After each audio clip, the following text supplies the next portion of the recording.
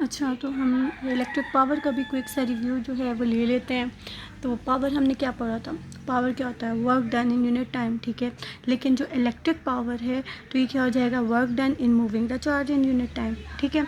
सब कुछ वही चीज़ है, सिर्फ हमने यहाँ पे चार्ज को ऐड कर लेना है, और चार्ज को ऐड करने से यहाँ पे कूलम ऐड हो जाएगा और इसकी यूनिट वगैरह में थोड़ा सा जो है वो डिफरेंस आ जाएगा। तो यहाँ पे हम लोग देख लेते हैं कि जब हम लोग किसी भी जो सर्किट है उसको वोल्टेज अप्लाई करते हैं, तो वोल्टेज अप्लाई करने से क्या होता है? करंट फ्लो होता है। तो करंट फ्लो होता है तो क्या चीज़ प्रोड्यूस होती है? रेजिस्टेंस। और वो करंट फ्लो होने में और रेजिस्टेंस प्रोड्यूस होने में क्या चीज़ हो रही होती है? टाइम कंज्यूम हो रहा होता है, ठीक है। तो यहाँ से हम पावर का कंसेप्ट जल्दी जल्दी से ले लेते हैं कि total charge flows in time second, time in 1 second या जितना भी टाइम है, ठीक है। Total charge flowing in time t। तो ये हमारे पास इलेक्ट्रिक पावर हो जाएगी। इसकी अगर और डिफिनीशन से हम क्या बना रहे होते हैं? फार्मूला। तो सबसे पहले हम लोग डेफिनेशन देख लेते हैं कि the work done in moving the charge in a unit time is called electric power. या फिर आपको पता है कि पर यूनिट टाइम जब आ जाए तो हम उसको रेट भी बोल सकते हैं। तो rate at which work is done is electric power, ठीक है। और जब इलेक्ट्रिक सर्किट पे हम वर्क कर रहे होते हैं किसी भी टाइम टी के अंदर, तो हमारे पास इलेक्ट्रिक पावर हो जाती है। तो जल्दी जल्दी से इसके फार्मूलाज देख लेते हैं, इसकी यूनिट देख लेते हैं, ताकि हम किरचॉफ लॉ की तरफ बढ़ सकें, ठीक है। अच्छा जी, तो my dear students, let's move toward the formulas. तो ये आप लोगों को यहाँ पे कुछ फार्मूलाज लिखे नज़र आ रहे होंगे लिखे हुए।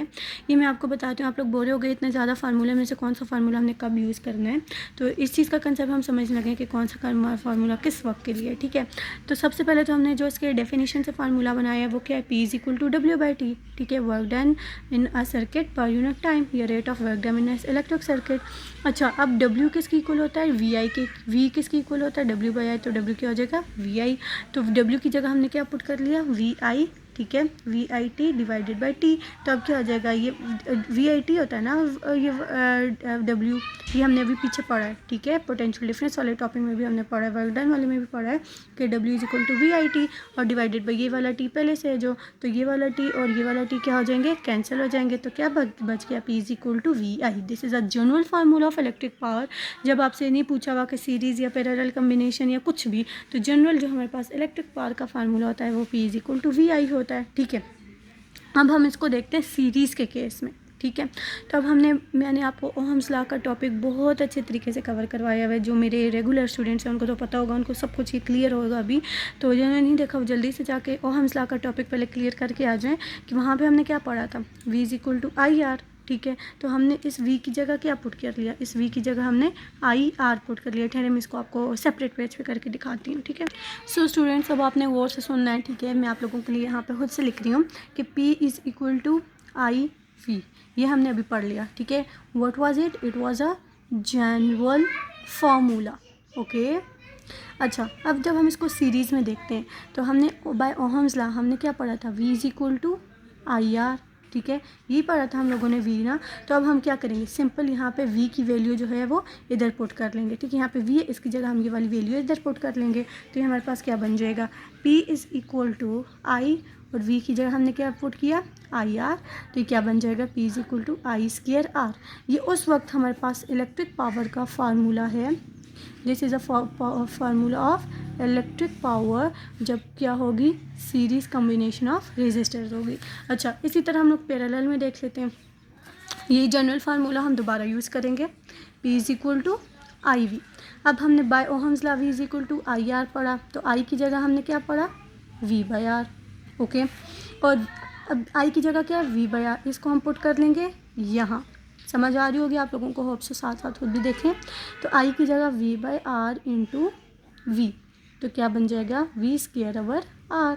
तो ये हमारे पास किसके लिए है? इलेक्ट्रिक पावर का ही फार्मूला है, but in case of parallel combination. Okay guys, तो ये जो यहाँ पे जो 3 फार्मूलाज हैं स्टूडेंट्स, ये आप लोगों ने अच्छे से याद कर लेने हैं और केसेस को आपने सामने रखना है, ठीक है। जब आपको केस, सीरीज़, पैरेलल, ये जनरल फार्मूला, ये आपने देखना है कि कौन सा वाला पूछा हुआ है, जौन सा वाला पूछा होगा आपने वो पुट कर देना है। अच्छा, हम इस लिहाज से फार्मूला से आपसे को यूनिट बनती हैं, तो इस लिहाज से फार्मूला एसआई जो है इसकी यूनिट वो वाट ही है, ठीक है। लेकिन वाट से आप लोग इसकी डिफरेंट फार्मूलाज बना सकते हैं। करंट की कूलम है, रेजिस्टेंस की ओहम है, तो कूलम्स की ओहम भी हो सकती है। वोल्टेज पोटेंशियल डिफरेंस की क्या है हमारे पास वोल्ट होती है, वोल्ट स्क्वायर पर ओहम भी हो सकती है। तो डिफरेंट इसकी यूनिट्स हैं, वो सारी यूनिट्स आप लोग ज़रा मुझे जल्दी जल्दी से कमेंट्स में बताएं कि आप लोगों के पास पावर की कितनी यूनिट्स इन फार्मूला से बनी है। जितनी बनती हैं वो मुझे आप लोग बताएं, ताकि अगर कम है, अगर आपसे जो नहीं बन रही वो मैं खुद आपको बताऊं, ठीक है। लेकिन ये बहुत ज़्यादा इजी सा एक आप लोगों के लिए होम टास्क है कि पावर की जल्दी से जितनी पॉसिबल यूनिट्स हैं इन फार्मूला से वो आप लोग जल्दी जल्दी से बना के और मुझे बताएं कितनी बनी है। ओके, तो नेक्स्ट टॉपिक की तरफ बढ़ते हैं। होप सो ये आप सबको क्लियर हो गया होगा, बच्चों वाला छोटा सा टॉपिक था। तो let's move towards. So by moving onwards हमारे पास लास्ट और नेक्स्ट टॉपिक इस लेक्चर का है जो है किरचॉफ लॉ। ये बच्चों को देखने में बड़ा कोई ड्रावना सा लग रहा होता है, बिकॉज ये मुझे भी लगता था when I was studying it. तो लेकिन मैं आपको बड़े अच्छे तरीके से हज़म होने वाले तरीके से समझाने लगी हूँ, ठीक है, जिससे मुझे भी समझ आई थी। होप्स आप सबको भी बहुत अच्छे सिंपल तरीके से समझ आ जाएगी।